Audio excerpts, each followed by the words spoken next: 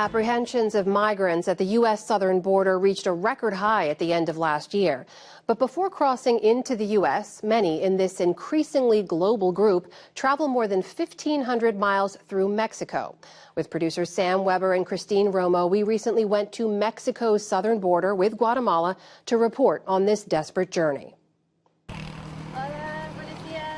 When we met them on this Chiapas, Mexico roadside, these families, originally from Venezuela, had already been walking for 15 days. And where are they heading now? We are going to the United States, God permitting. Why did you leave? My country. The government is horrible. Under a blazing sun, in near 90-degree heat, they share that they're heading to the U.S. to seek asylum. We ask what they need. Water. Food for the children. 10-year-old Brittany has already witnessed and lived what no child should. We had to pass through the jungle and cross rivers. They stole our money and lied to us. When's the last time she had any food or water? I don't know. But she's fueled by a simple dream. I want to study. Study? What do you want to study? Doctor. Little brother Jason is just 5. I'm going to the Disney Castle. You're going to the Disney Castle. And with that, they press on. Each step, they hope, bringing them closer to a better life. As migration worldwide erupts to record levels, this part of southern Mexico has become a global crossroads, with thousands of asylum seekers passing through each day, most on their way to the United States.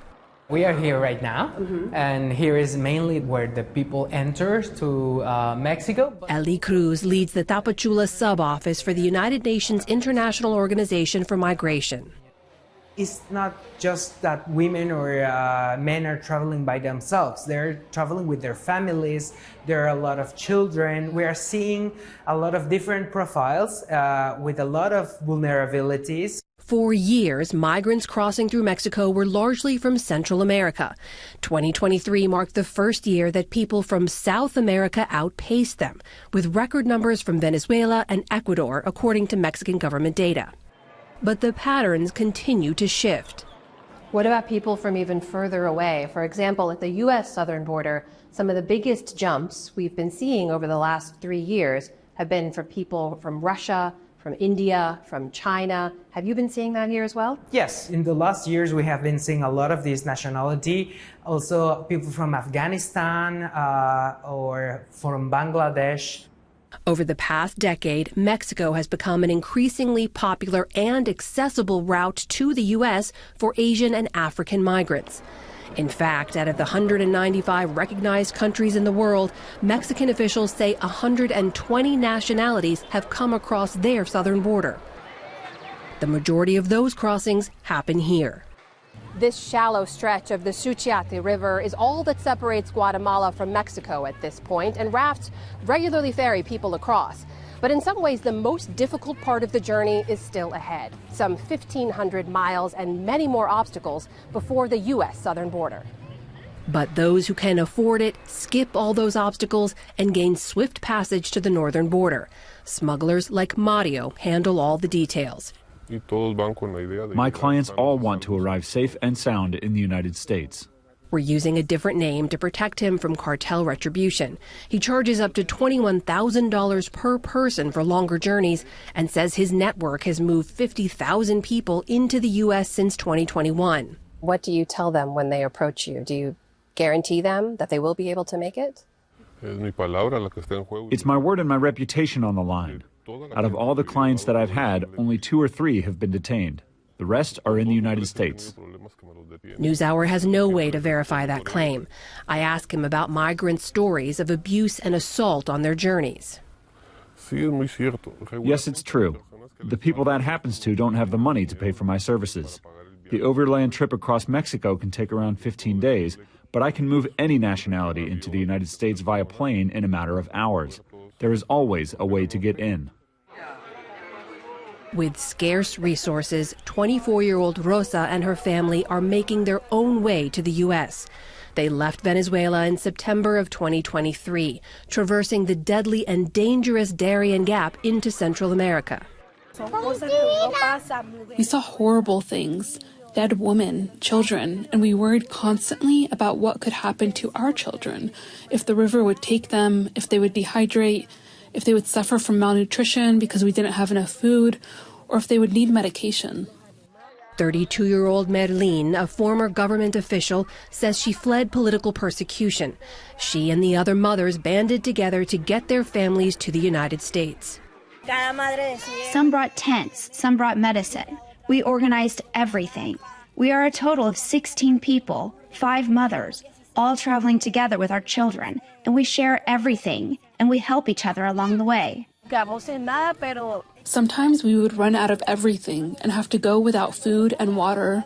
If all we had was a piece of bread, then we made sure all of the children ate so they could survive, because they are not as strong as we are.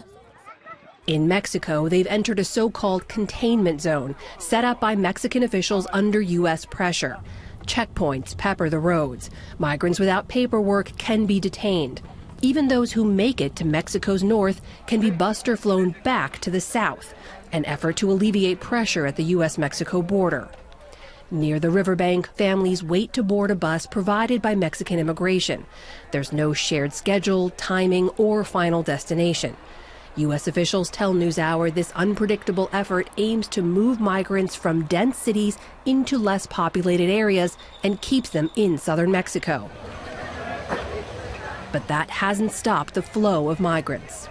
There are no official government numbers, but some officials and NGOs estimate between 4,000 and 6,000 migrants arrive daily.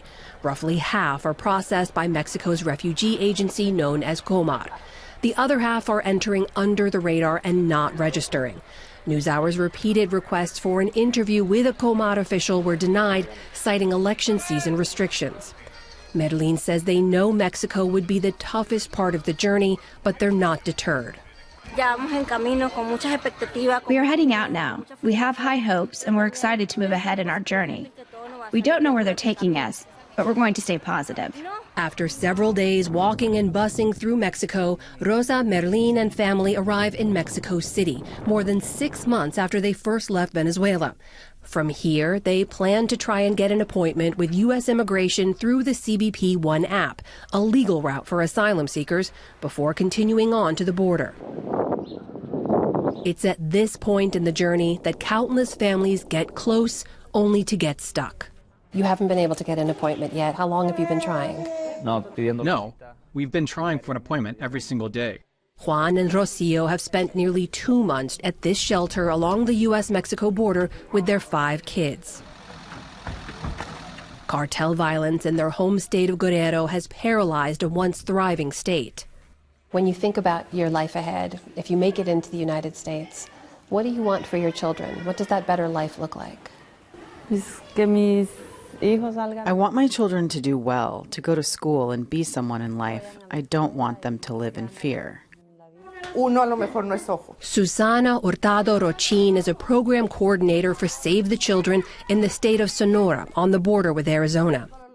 For many of the children who come through here, the journeys that they have made are just unimaginable. What's the impact of that kind of journey on a child? What does it do to them? Both adults and children arrive with mixed emotions. They arrive with an idea of getting to the border and crossing right away into the United States. And then they get here and they're stuck and they're conflicted about being so close, but yet so far away at the same time.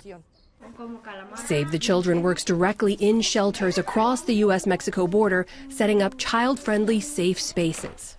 The goal is to give them a sensation of taking back control of their lives and not living in standby mode, so that they can continue with their lives, meet people, make friends, and do it all in a place where they feel safe to express their feelings and speak about their emotions. 7-year-old Kareli and her sister, 11-year-old Citlali, are already preparing for life in the U.S. I just know one thing in English. You're my baby. You're my baby? Oh. They tell us they prefer life in the shelter to life back home. What do you like about being here? What's it like staying here? I like the games. But the games? What I like best is being with my family. Their parents, Juan and Rocio, say they'll wait as long as it takes to get an appointment and enter the U.S. legally. The border crossing is just a few miles away, but for this family, close enough is good enough for now. We'll have a second report tomorrow from the U.S.-Mexico border in Arizona on what asylum seekers face when they cross the border and how U.S. immigration officials are coping with it all.